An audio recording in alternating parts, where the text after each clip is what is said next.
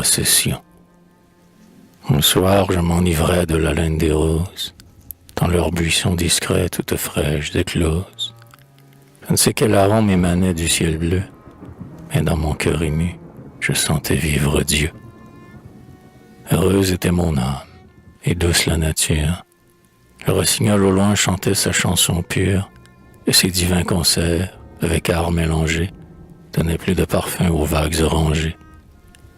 Pour que de volupté mon cœur se ressaisit, viens près de moi, criai-je, ô sainte poésie.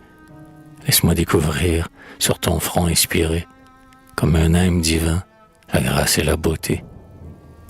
Alors, dans la forêt, sombre, mystérieuse, une rumeur se fit, étrange, caverneuse, qui, remplissant le ciel, me troubla mon repos, et d'un frisson d'horreur me glaça jusqu'aux os.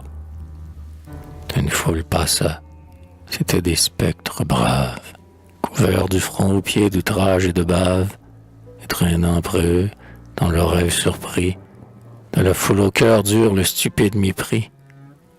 Leurs traits étaient divins, mais l'angoisse cruelle les avait tous courbés, flétris de son aile.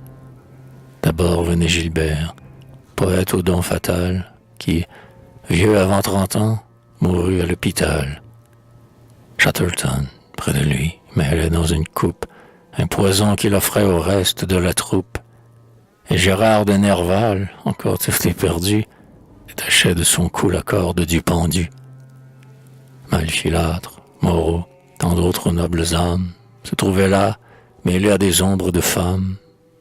Et la pauvre Mercœur, qui s'avançait enfin, s'écriait « Oh, ma mère, il faut mourir de faim !»